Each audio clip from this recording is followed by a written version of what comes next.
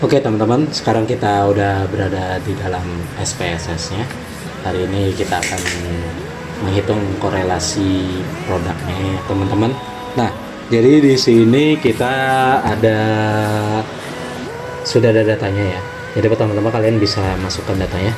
Jadi ketika kalian masukkan data ini akan menjadi data mentah seperti ini ya tampilannya teman-teman. Tampilannya memang seperti ini ya, gitu. Nah, kita harus ke bagian bawah kiri ini ada variable view ya. Kita pencet variable view-nya. Nah, di sini nih ya, kalian harus mengedit yang namanya data tadi itu ya. Pertama kita dari nama. Untuk data pertama itu kita namakan saja mahasiswa. Nah, oke, sini kan kita udah namakan mahasiswa ya. Nah, enter. Lalu yang kedua kita namakan nilai saja ya. Nilai.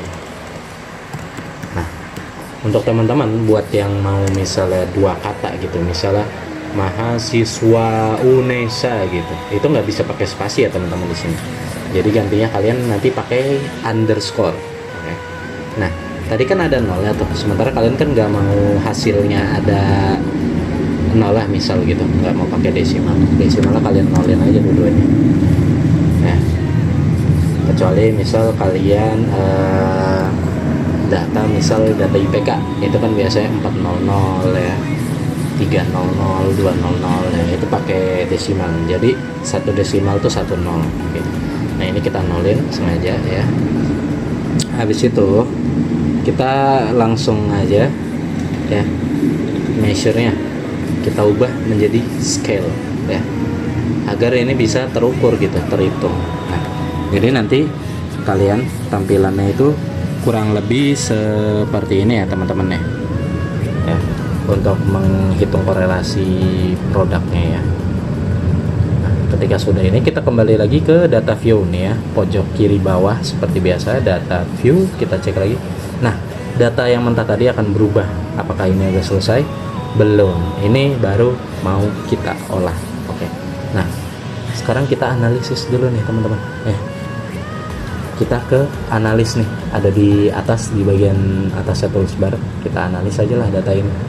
Terus ke descriptive statistik ya.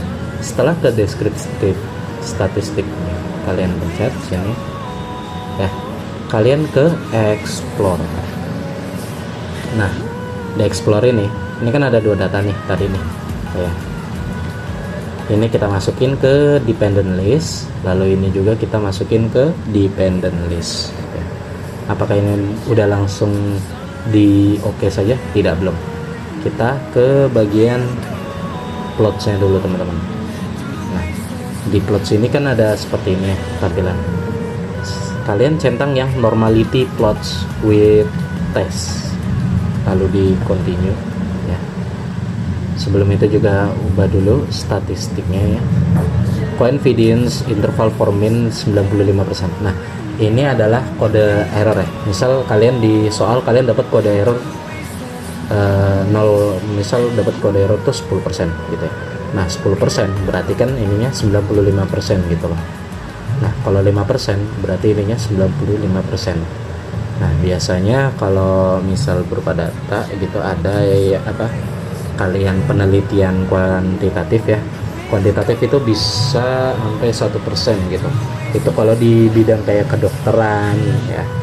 Nah, kesehatan atau ahli gizi itu bisa kode errornya 1%, berarti nanti ini ubah 99%. Nah, karena ini kita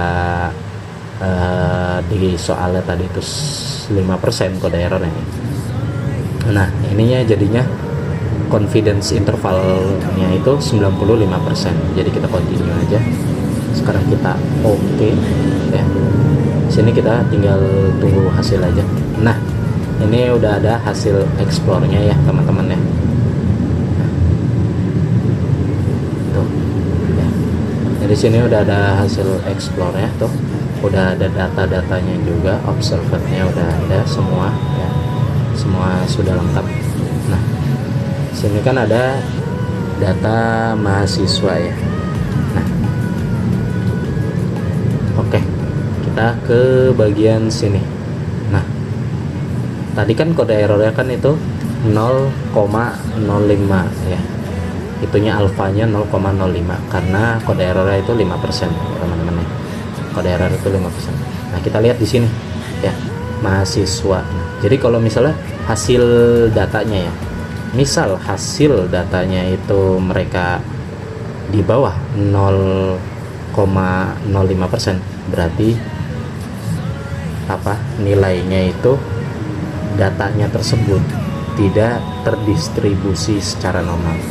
Tapi kalau misalnya itu kalau dikurang. Nah, tapi kalau misalnya hasilnya ini, di hasil datanya ini setelah diukur itu di atas 0,05 atau error 5%, pokoknya dia atas nilai errornya, itu berarti data tersebut berdistribusi normal.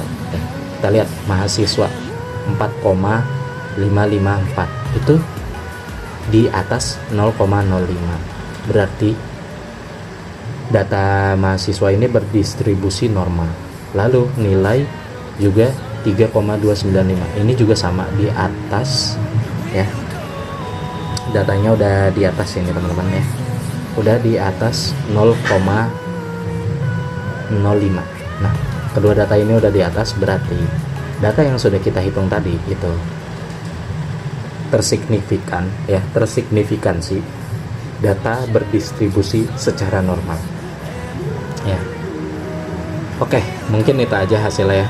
Nah, ini sebenarnya tergantung ya, tergantung device kalian loh, dan juga tergantung versi kalian juga. Kadang ada yang mendukung, kadang ada yang enggak gitu. Kadang hasil tabel ini keluar ya, cuman grafiknya nggak keluar ya, itu antara device kalian emang nggak mendukung atau versinya gitu ya. Sementara kalau misalnya ini bakal keluar grafik seperti ini ya teman-teman, ini juga bisa kalian edit sebenarnya grafiknya biar lebih bagus ya, tapi sebagai contoh seperti ini saja. Jadi in case nya data yang sudah kita hitung itu secara signifikan datanya berdistribusi normal dengan error, dengan kode error 5%. Oke, mungkin sekian dari saya. Terima kasih.